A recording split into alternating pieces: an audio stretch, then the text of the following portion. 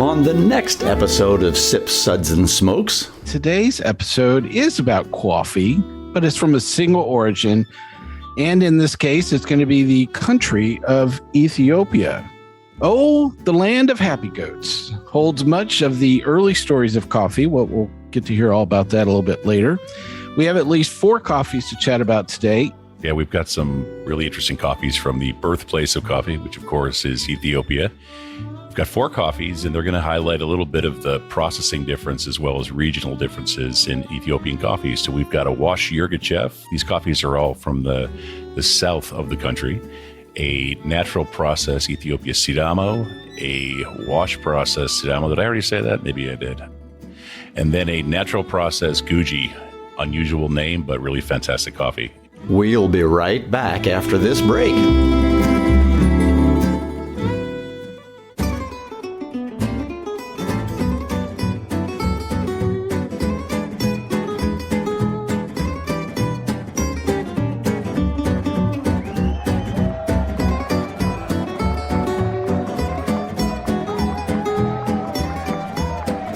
Brought to you almost live from the Dude in the Basement Studios. Why? Because that's where the good stuff is. It's Sips, Suds, and Smokes with your smoking host, the good old boys.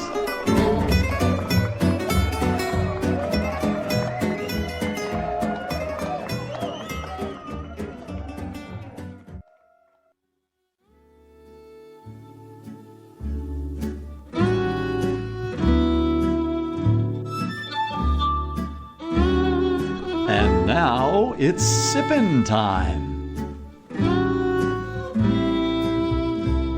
Hey, welcome to the Sips episode where everything good in life is worth discussing. I am one of your hosts, co-hosts, victim.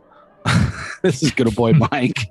I have a really well-caffeinated crew here today. Welcome to the show, good old boy Scott. Hello. And welcome, good old gal Maryna. Hello. And Reverend Mark is going to be here. Hello.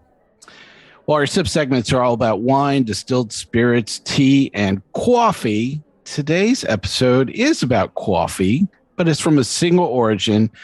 And in this case, it's going to be the country of Ethiopia. So we have a pretty cool place to talk about here on the planet.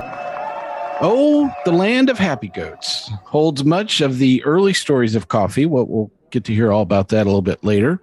We have at least 4 coffees to chat about today, and our topic worthy of discussion: emotional support animals. Yeah. You're just, the thrill that you have. You're like, hey, honey, come listen to this. I think my coffee counts as an emotional support animal. Yes, I can hear people almost going, should I mute now or later or later? So probably the case. So Scott actually helped us to select all of the beans we're going to be talking about today. Scott, tell us a little bit about what we're going to be tasting. Sure, Mike. Thanks. Yeah, we've got some really interesting coffees from the birthplace of coffee, which of course is Ethiopia. We've got 4 coffees, and they're going to highlight a little bit of the processing difference as well as regional differences in Ethiopian coffees. So we've got a wash Yirgacheffe. These coffees are all from the south of the country. A natural process Ethiopia Sidamo, a wash process Sidamo. Did I already say that? Maybe I did. I don't know. Might need more cup of coffee. And then a natural process Gudina, unusual name, but really fantastic coffee. And of course, as we already said, our worthy topic of discussion is emotional support pets. I've got my cats here. They're supporting me emotionally.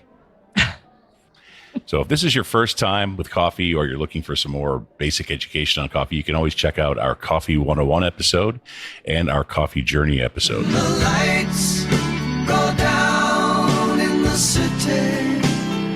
Definitely not that journey. Not that journey. No, when I lived in the Bay Area, they were on the radio a lot, and I think it was only because they were from there they were on the radio. Sorry if you like Journey. That's not my problem. All right, so those links are on our episode notes, and you can search for them anywhere. Thanks, Scott. Maryna gets the honors. At least I'm thinking that word, most likely it's, the expendable crew member, the person most likely to not say, no, Mike, I'm not doing that. So she gets the honors of going over our SIPS ratings today, keeping with our tradition that new co-hosts get the honor of reading these. But It's with a twist, So, I mean, we are in the land of elephants here. So I'm going to let you go for your favorite Dumbo voice or, frankly, any elephant for that matter. So, go for it, Maryna. Well, at least you didn't ask me to do it in the voice of a goat, which it was a coin. It was a coin toss. It was a coin toss. Wow. More Jen at table 6. Okay. I'll do my best Dumbo voice here. We'll be tasting and discussing these coffees, all from Ethiopia, and rating them with our SIPS ratings plus signature sounds. I don't have to make the sounds too, do I, Mike? No. Okay. Whew. Well, here are those ratings now. SIPS ratings. 1, give me a glass of water to wash out my trunk, or a hose and a bucket. Water. Bring water. Bring water. SIPS rating 2. Nice. But what other peanuts do you have? Well, isn't that nice? 3. Interesting. What was this again? Interesting. SIPS rating number 4. Let's keep this secret to ourselves. Please hose me another. That's classified. Classified. 5. Oh my. I was unaware anything could be this good, and elephants never forget. Yes! Yes! Yes! Oh, I was unprepared for that sound effect. I'm telling you, usually don't give out ratings for, performances in the first 5 minutes, but I'm telling you, that was just really good. Almost worthy of a slow clap. So when Dumbo met Sally, was that last sound effect? doing so well right up to that point. No. All right. I have some background on Ethiopia, but I'm hoping I can just use my regular voice. Yes, we will let you do that. Yes, although please. It was very entertaining. happy to be of service.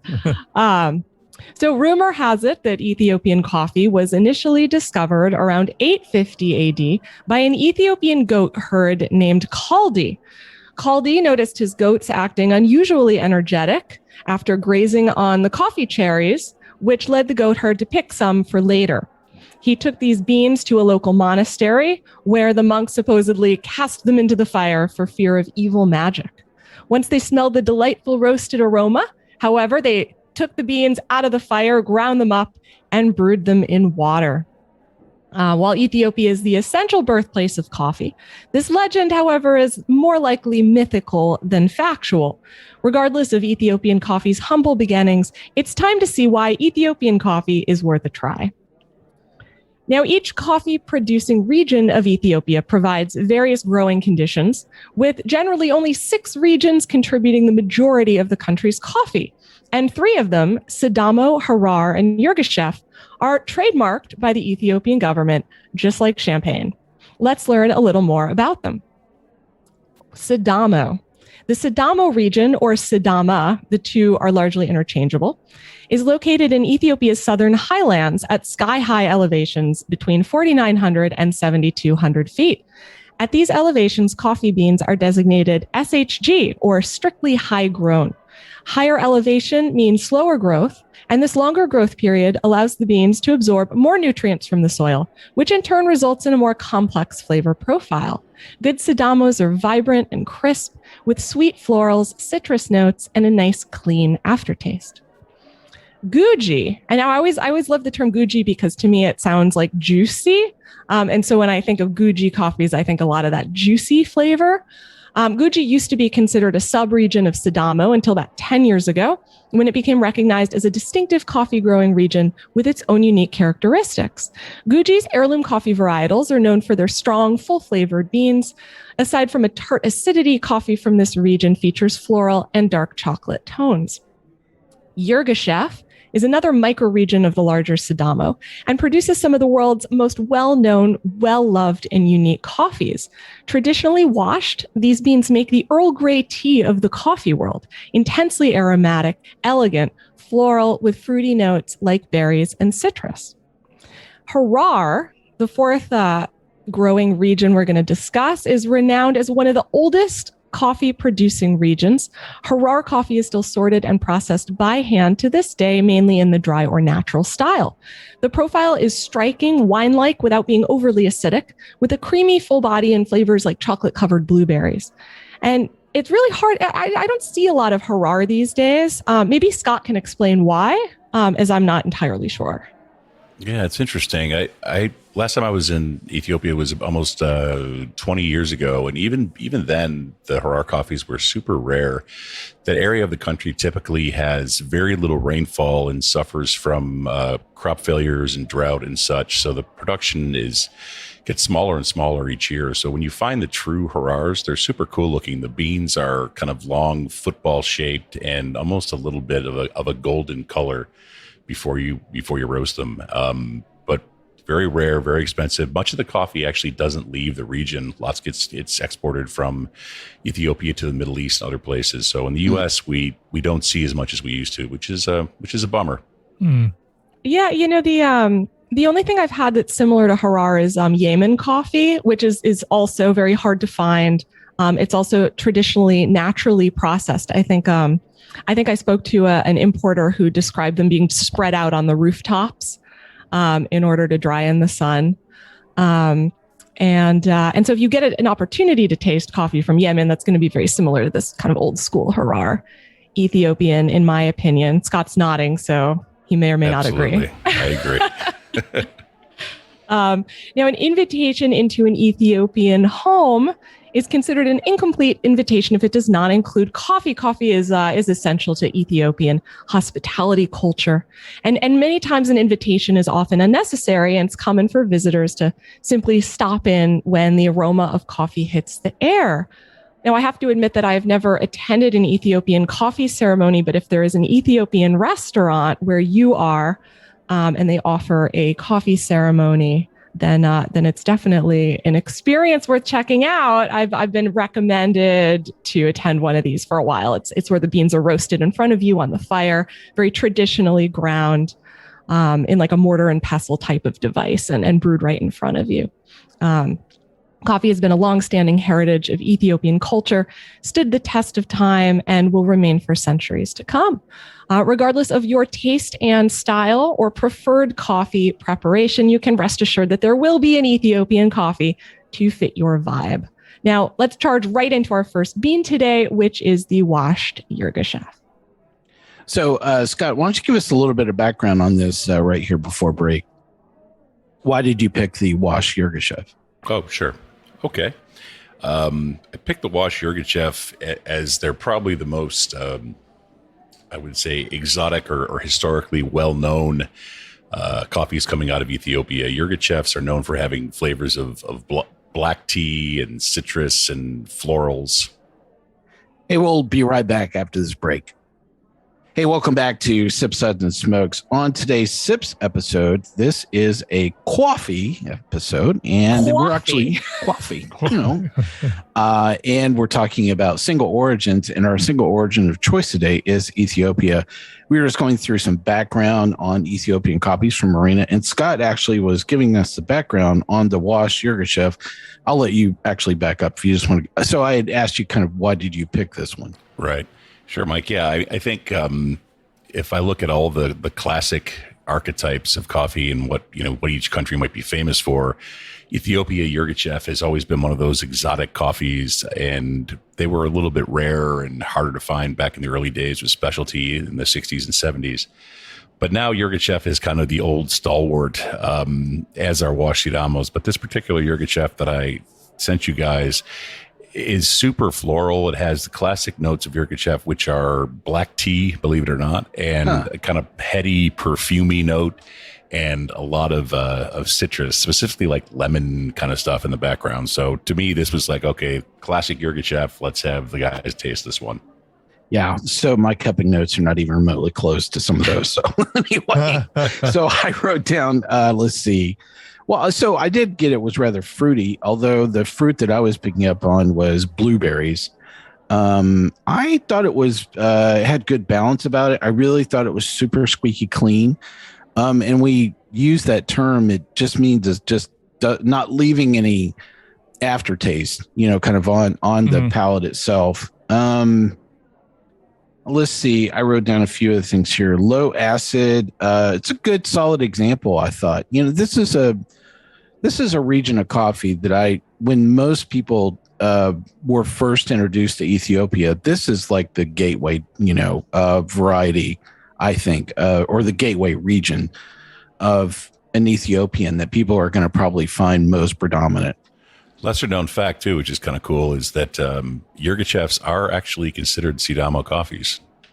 Because it occurs that Yirgacheffe is in, or Yirga which are kind of the small little towns there, are in the Sidamo region. But it was just brought out years ago as a sub-region because the coffee flavor was so special and unusual. Interesting. Well, I'm sorry I didn't describe any of those classics. What else did you guys think about this in your cupping of this? Yeah, I mean, it's funny because the Yirgachaffe actually is one of those eye-opener coffees where sometimes it can taste much more like tea than coffee, and it definitely doesn't have that rich, almost kind of chocolatey, nutty, kind of roast-forward flavor profile that a lot of us is very kind of South American, Indonesian, right? That you associate with coffee. Like if something is tasting like coffee, usually a Yirgacheffe does not have that classic taste like coffee flavor. I actually disagreed with Scott in that I got a lot of oolong tea out of this instead of black tea. So we can fight about that later. That would just make you wrong. That's okay. Let's see. Which button do I hit there? Ooh. Uh-oh. I'm just going to go for it. Otherwise, I got a lot of his same tasting notes. I got a lot of that lemon, lime, grapefruit, really, really citrusy, a lot of floral. I thought that it was really interesting as it cooled. There was almost this almost like a pancake batter sort of flavor to it, like a doughy, like a really nice doughy flavor, which is probably some sort of floral. Usually if something tastes a little chalky or doughy to me, I think that there's a floral character there. And then I got a little bit of effervescent, like herbal note. So I thought like if I was pairing this coffee with something, it would be some kind of either fruity scone or like maybe an herbal scone, like a chive scone. And that would sit really nicely with this kind of cup. Cool. Reverend Mark or Scott, what do you guys think about it? For me, I parallel a lot of what Scott said initially. For me, though, I picked up on the aroma of some honeysuckle, just very faint. So I'm hearing a lot of people saying floral things because oolong tea is very floral. I think of it as very floral. And so that, and honeysuckle definitely, has a very distinct, aroma about it. And I agree that the acidity was, not overbearing. But it was still fairly bright and just finished clean. And it seemed to me to be a coffee that I could drink all day, although I don't drink coffee all day, but it's very approachable. On a second tasting, I got even some kind of cinnamon or kind of earthy cinnamon herbal notes. And kind of another note is a grassiness, just it could be lemongrass, but just kind of a grassy aspect. I actually wrote green peppercorn down, so I think I was probably tasting the same thing that you were. Scott, anything else to add here? Yeah, just I think that what Maryna said early on, I think makes a lot of sense. These are kind of non-coffee coffees out of Ethiopia. You don't traditional cupping notes are not of things like, wow, this tastes like blueberry, or this reminds me of flowers, or this is lemon juice, or whatever the thing might be. These are unusual and set themselves apart in the coffee world because of their sort of diverse and unusual flavor profiles. Cool. It's also interesting to note that we're referring to all these coffees by their regions, and Ethiopian coffees tend to be referred to by their regions because a lot of the beans are heirloom, meaning they're naturally growing coffee varieties. Now, no other parts of the world, there were beans specifically transported to these regions to be grown there. And so you'll see more of the bean type referred to in the name. We're not referring to the bean varietal in any of these. And I think that the one that bucks this trend is the Gesha. If you find a Gesha anywhere, then that's definitely worth calling out. Well, and I think usually when you find at least this labeling characteristic, and I think Ethiopian, most of this is harvested through a co-op process, and so you don't find reference to a particular, estate or, from this part of Yirgacheffe or something like that. They're all, harvested together. Common varietal beans are actually harvested and blended together in a co-op, right? Kind of. I mean, the thing that the Ethiopian producers would call their properties is sort of like a coffee garden. Everyone has a coffee garden in their backyard, and they might bring their cherries to a cooperative mill or private milling station. But yeah, it's small holders, small production. You're dead on there. There's not a lot of big estates to be found anywhere in the country, really, with the exception of the eastern part. Well, our SIPS rating here for the washed Yirgacheffe is going to be a 3. Interesting. Well, we definitely have a topic worthy of discussion today, and Reverend Mark is going to tell us, as we hold hands with each other, all about emotional support pets. Yes. Support pets. I just love them. I love to hate them sometimes. I was in higher education for 27 years, and we actually had to deal with the subject of support pets long before it was socially acceptable. And even my secretary at one time, before she came to our office, was in the chancellor's office. And one of her jobs, I'm not lying about this, is that she kept the weekly calendar for the chancellor's wife's dog. Yes. So we kind of rolled with this. Does that show up in Outlook? I mean, do I know if the dog's attending the meeting or not? Or, got to take a whiz at 8:06. What's this look like on my calendar? Yeah. So, I could see how during certain times of the year, for the clientele that we were dealing with that support dogs mostly, but any kind of pet would certainly be good to, bring into, that setting to reduce a little bit of stress and, just kind of get everybody kind of loosened up for final exams, whatever's going on. But, it seems to be at a whole different level now. I'm talking like maybe 10 years ago when all this was going on. So now we see that, any kind of pet can provide some interesting moments. And so this past week, there was one that came up on CNN that provided an insight into this whole, discussion about these kinds of emotional support pets that we just couldn't let go by. It had a scene of kids playing in Philadelphia with I'm not lying about this, an alligator. Yeah, in Philadelphia. And, I think, it's summer. It's not typically gator country, really. Yeah, I know. It's like, we were in the SEC, so gators are something else entirely. Right. Anyway, these kids were playing with this gator named Wally. And, it's summer. It's been extremely, big heat wave, even, in the mid-Atlantic. And I think they were filling up dumpsters with water to, create, kind of ad hoc swimming pools. And I'm not sure where this gator came from initially, but it really shows that there was this young girl walking an alligator on a leash as they were playing in a series of water fountains in Love Park, as CNN reported on it. So, interestingly, they gave in this report that it is absolutely legal to own an alligator as a pet in Pennsylvania, but that it is against the law to release. You got a license for that alligator? Yeah. But it's against the law to release it into the wild. Go figure. So no flushing it into the sewers like they used to do in New York City. Yeah, that's what we used to do when we go to Florida. We get a little, the good old days. And the good old days when our sewer systems were brand new. So, but nonetheless, this particular alligator, Wally, is a 7-year-old reptile, is a TikTok star, and is actually a bona fide licensed emotional support animal, at least according to his social media accounts. Now, we are told, and this is a reptile, so keep this in mind, that Wally likes to be pet and reportedly loves to give hugs. So Short hug with those arms, I guess. Yeah, right? little arms. Yeah, no, I know. Golly. So it was Wally was adopted in 2016 by a reptile enthusiast, of course, a guy named Joey Henry.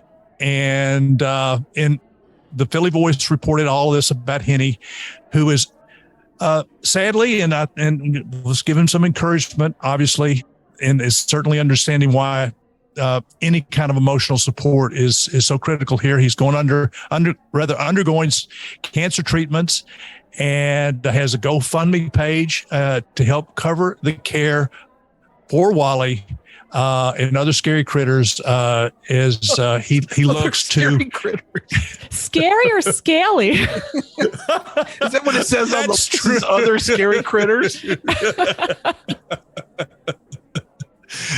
Yeah, that too.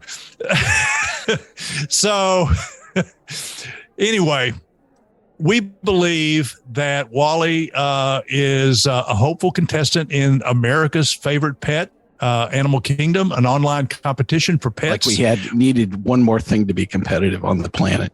Yeah. Where the winner will receive, Wally, we're betting on you, will receive $10,000 and will be featured in a 2-page In Touch weekly spread.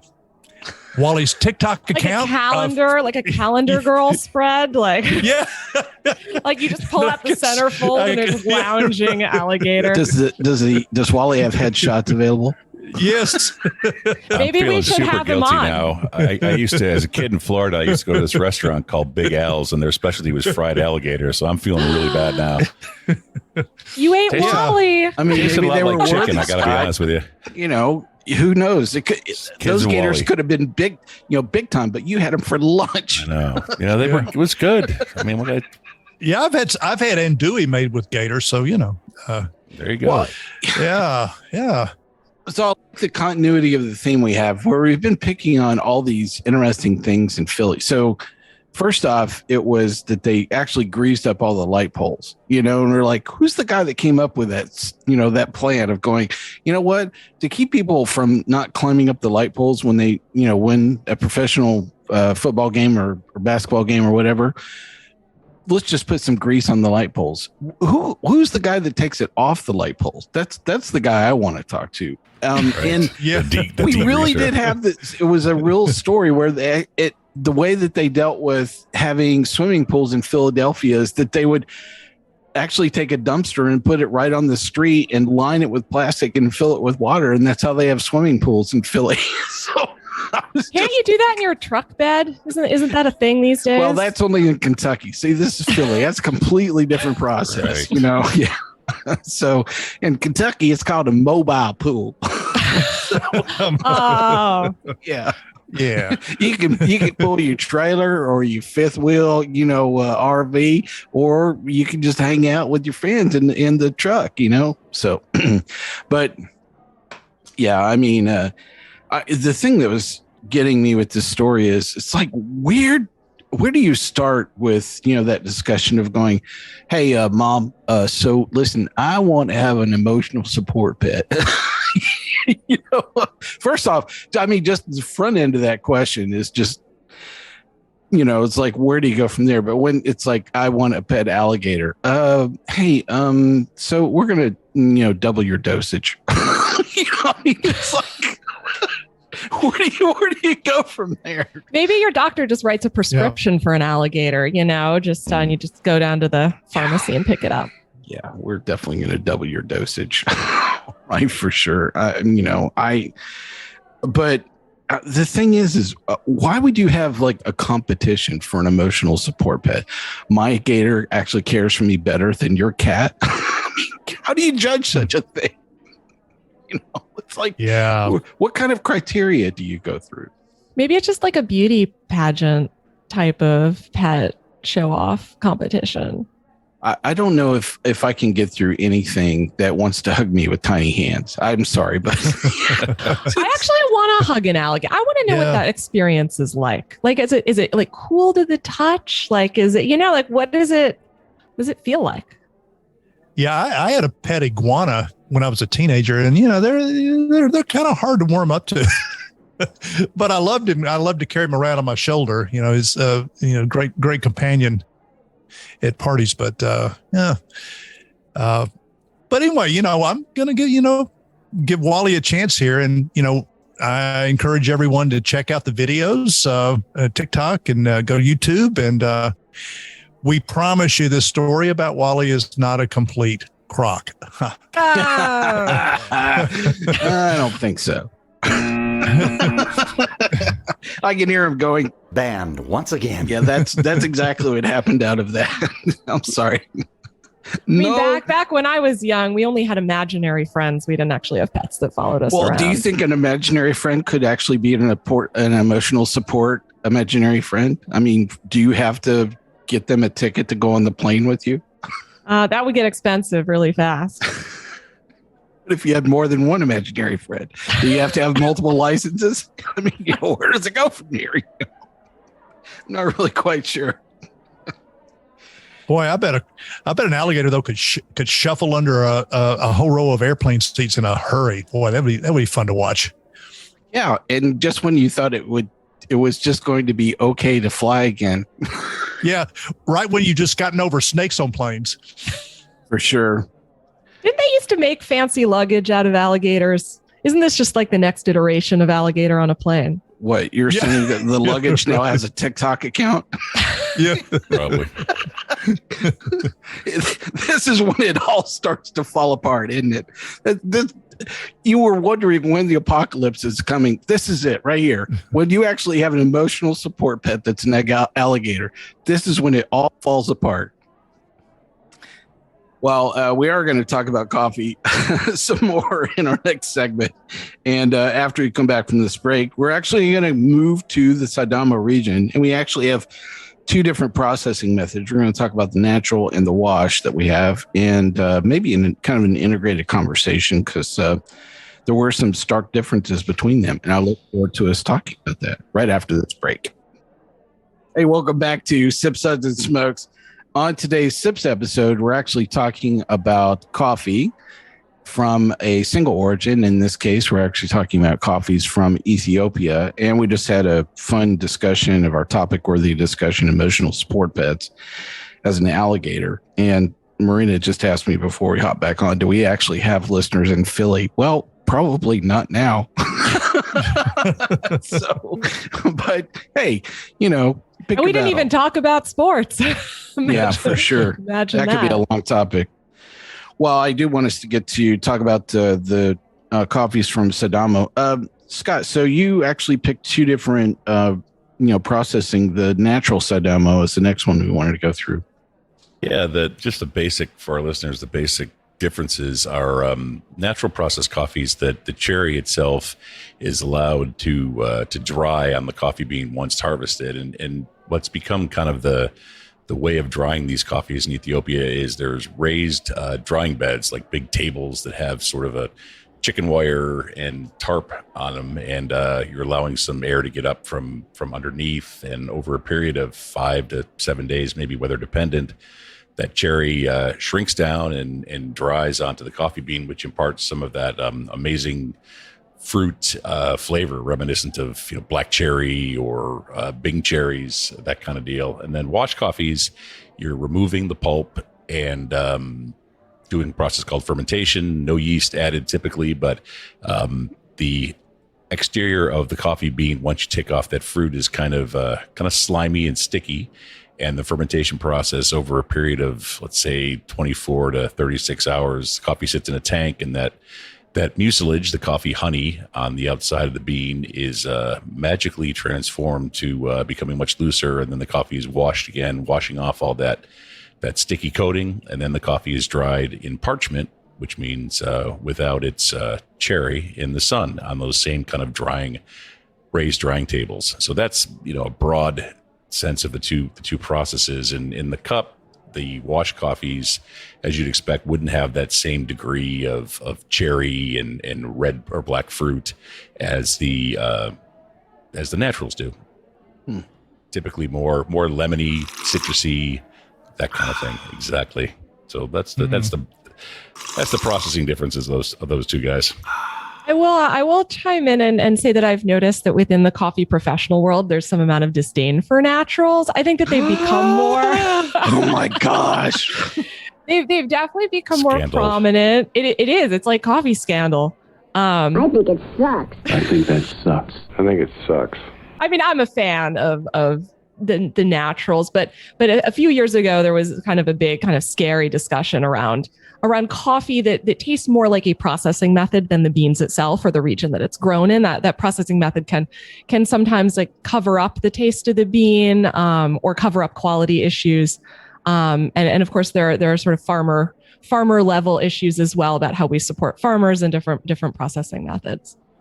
No, it's true. Where's my Starbucks? It's amazing to see that, regardless. We're talking about Ethiopia today, but as an importer and a roaster, I can tell you that the popularity of natural processed coffees from everywhere in the world is amazing. So we see naturals out of Guatemala, a country that did very little natural processed coffee before. We see them out of Honduras, and I don't know, is it right? Is it wrong? It's a processing thing. If there's a roaster that likes it and thinks it's interesting and it's going to find a home and an audience, then producers will try it. Because for the farmer, it's all about, how can I get the maximum amount of income for the coffee that I have planted on my property? So I can't really fault a farmer for doing that. If there's a roaster willing to pay a big premium for natural processed coffee, then these guys are going to try it. So, it's a mixed kind of outcome, I guess. Well, I think what was interesting reading over my cupping notes here, one, that my score for both these were exactly the same. Although if you were to read my, cupping notes, you'd go, wow, these are really. So for the natural version, the first thing that caught me is rather earthy. It actually had more flavor. Let's see. I put like multiple fruits, mango, kind of stone fruit, plum. There was a more acid, with this. So I actually wrote kind of a medium acid. I actually finished my cupping note out here. Flavor has arrived. So flavor train. Yeah, for sure. Yeah. What else did you guys think about the natural? Yeah, I got a lot of the kind of some bright stone fruit. And Scott mentioned earlier for the first one that we were discussing, black tea, but I got black tea with this one for some reason. The acid was a little brighter, and the aroma for me was kind of nutty, so I liked it. Yeah, the Sidamo, the natural for me, I don't know who said earthy, but a little bit earthy. And it, for me, I would like to see this coffee be a little bit cleaner. It did have some of those blueberry or berry notes, which again is typical from the process that we discussed a second ago. But this is a decent example of a natural Sidamo, not a killer, awesome 85, SCA scoring coffee. Yeah, I wrote dirty date. So I thought it was like kind of a date that was dropped in the dirt. You mean like a date, like you go out with a date, or? Well, probably could go either way. It was like a story unto itself right there. Yeah, let's hear more about that. Dirty date coffee. Forget the coffee. I actually wrote like Hungarian dinner next to this one because I thought it was like stewed fruit, aromatic spice, nutty, like walnut, marzipan. I thought it mellowed out a little bit as it cooled, but I thought it was also it felt very roast forward to me. And I know that it wasn't all that roast. It was just kind of a dirty flavor profile. I wrote root beer, raisinette. So it had a lot of that dark fruit. But it also, like, I agree with Scott that it should have been a little cleaner. And I think that's what kept me from increasing the rating. Well, our SIPS rating here for the Sidamo natural is a 3. Interesting. Let's move right along to the wash version of this. Mark, what were your cupping notes on the wash version of the Sidamo? Oh, this was my favorite, hands down. And I found that it was, of course, a medium acidity, very approachable. I wanted a second cup immediately. There was some light coca in there for me, and as well as some bright fruit, little light cherry, and strawberry. So very flavorful, but a light coffee.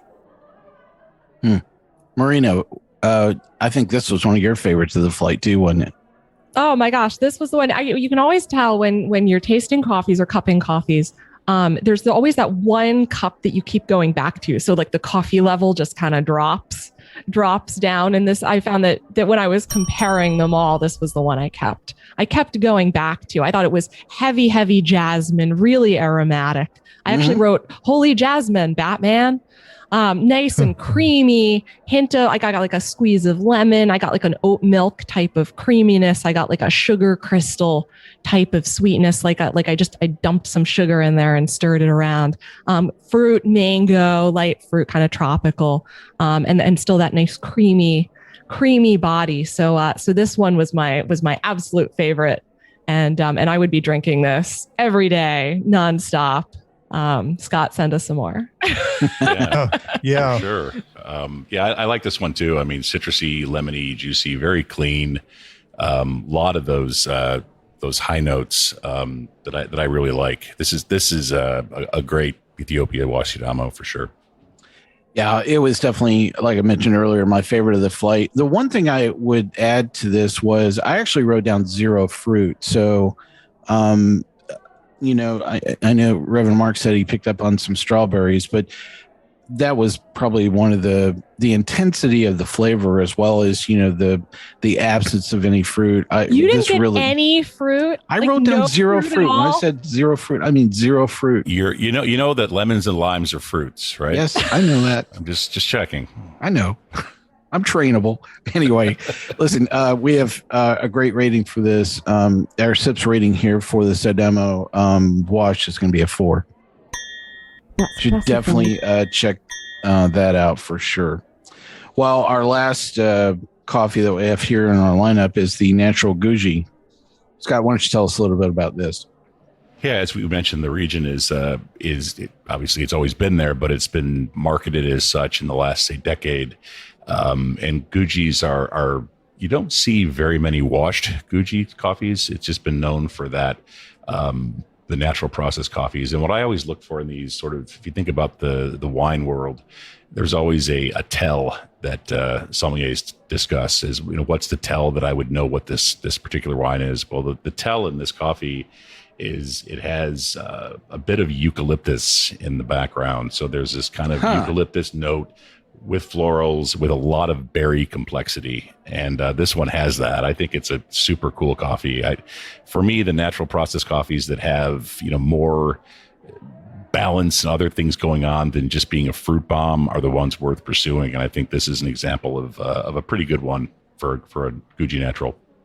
That may be why the first thing I wrote down on my cupping notes was intense aroma. I didn't pick up that, it was going to be that particular style of aroma, but of eucalyptus, but I'm sure that may have played into it. What else did you guys think about the Guji here, natural Guji?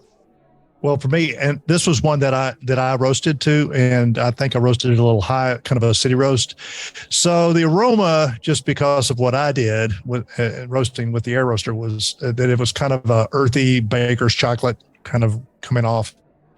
So probably wasn't the optimum roast, but I did get talking about eucalyptus. I on my flavor notes picked up cinnamon and licorice a little bit. Licorice. A little licorice. Wow, there's a lot to pick on there, Maryna.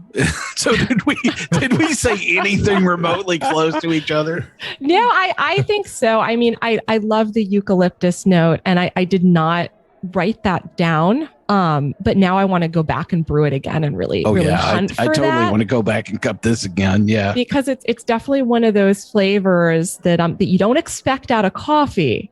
And then when you start tasting coffee in a way that helps you experience those flavors, like you're just sort of drawn back to different flavors. And I know I've had a few of Scott's coffees that have that really nice eucalyptus flavor in them.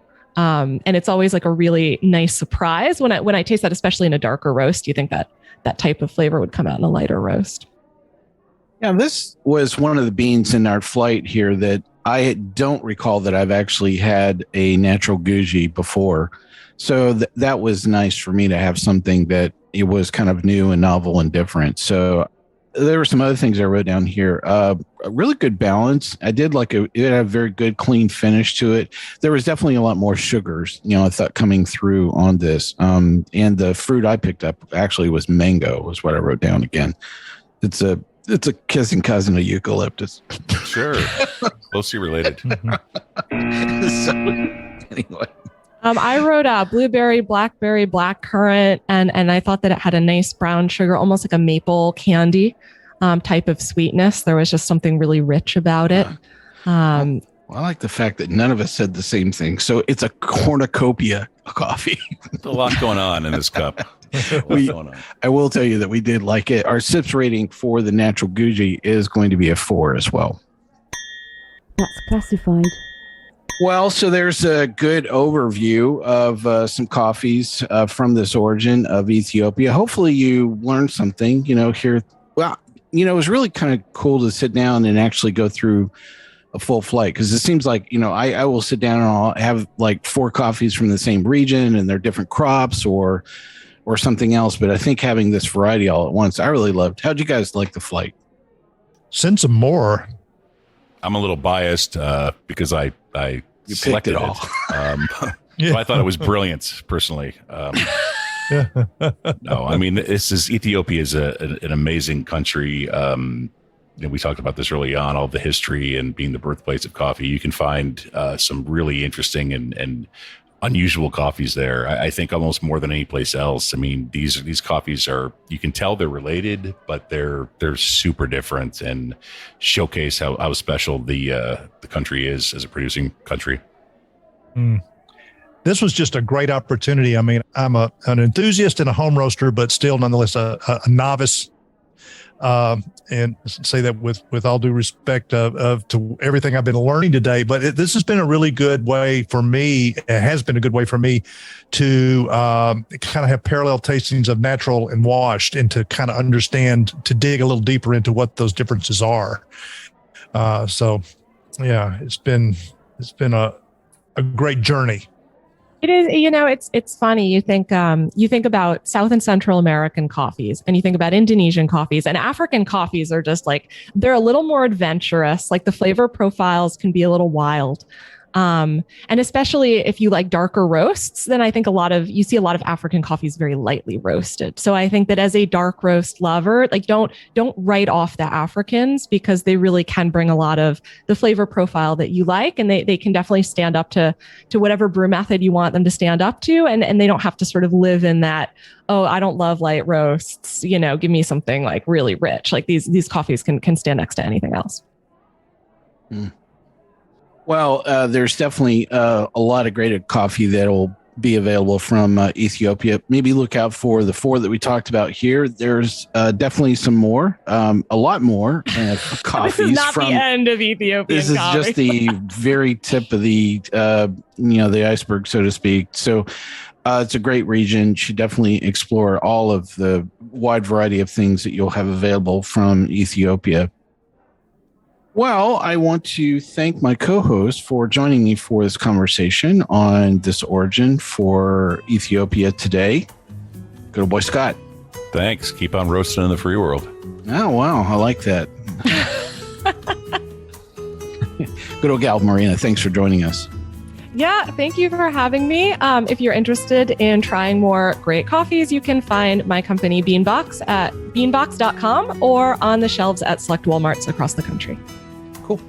Reverend Mark, thanks for joining us. Thank you for having me, and see you later, alligator. Wonder what variety the alligator would enjoy.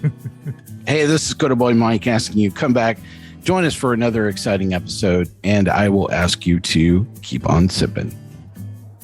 Where's our applause? I want some applause. Yeah. We hope you enjoyed this episode. If you're listening to us online, do yourself a favor and tap Just tap it in. the subscribe button. Give it a little tappy. Tap, tap, tap. Peru. The easiest way to listen to our show is to ask Siri, Alexa, Google, Uncle Larry, or whoever it is that talks to you on your phone. Play podcast Sip Suds and Smokes. We love your feedback, and you can reach us at info@sipsudsandsmokes.com. Our tasting notes flow out on Twitter and Instagram with our handle @SipSudsAndSmokes, and our Facebook page is always buzzing with lots of news. You'll also be able to interact with the thousands, Millions and millions of other fans on those social media platforms. Do us a favor. Take the time to rate this episode if you're listening to us online. That's a big help to us, and we get to see your feedback as well. Come back, join us for another episode, and keep on sipping.